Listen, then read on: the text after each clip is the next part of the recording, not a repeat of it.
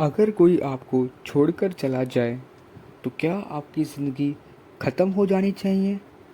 इस सवाल का जवाब प्रेमानंद जी ने बहुत खूबसूरती से दिया है। तो इस कहानी को आखिर तक ज़रूर सुनिए।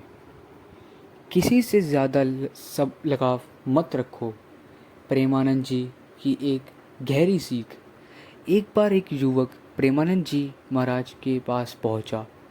उसकी आंखें लाल थी, चेहरा उदास था और मन पूरी तरह टूटा हुआ था। प्रेमानंद जी ने मुस्कुरा कर पूछा, क्या हुआ बेटा, मन इतना भारी क्यों है? युवक रोते हुए बोला, महाराज, मैंने एक इंसान को अपनी पूरी दुनिया मान लिया था। उसके बिना मैं कुछ सोच भी नहीं सकता था, लेकिन आज वही इंसान मुझे छोड़कर चला गया। अब जीने का मन नहीं करता। युवक की बातें सुनकर वहाँ बैठे सभी लोग शांत हो गए।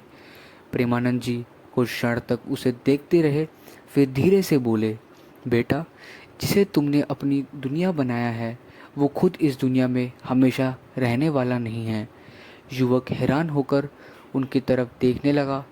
प्रेमानंद जी बोले, इस संसार में हर रिश्ता बदलने वाला है। कोई आज साथ है तो कल दूर भी हो सकता है। अगर तुम किसी इंसान से इतना लगाव कर लोगे कि उसके बिना खुद को अधूरा समझने लगो तो दुख निश्चिंत है। युवक बोला, लेकिन महाराज, प्यार करना गलत है क्या? प्रेमानंद जी मुस्कुराए और बोले, प्यार गलत नहीं है बेटा, लेकिन किसी को भगवान से ऊपर रखना गलत है। जब इंसान किसी एक व्यक्ति में अपनी सारी खुशी ढूंढने लगता है तब डर शुरू हो जाता है। खोने का डर, टूटने का डर, अकेले होने का डर।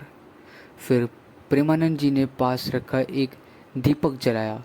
उन्होंने कहा, देखो बेटा, यह दीपक सबको रोशनी देता है, लेकिन किसी एक चीज़ से बंधा नहीं रहता। इसी तरह प्रेम करो, मगर खुद को किसी के मोह में कैद मत कर दो।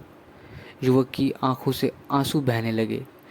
उसे पहली बार समझ आया कि उसका दुख किसी के जाने से नहीं, बल्कि ज़रूरत से ज़्यादा लगाव से पैदा हुआ था।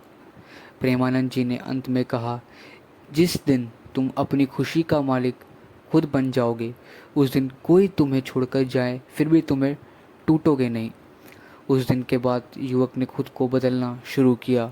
अब वह लोगों से प्रेम तो करता था, लेकिन अपनी शांति और खुशी किसी एक इंसान पर निर्भर नहीं रखता था, और धीरे धीरे उसके जीवन का दुख खत्म होने लगा।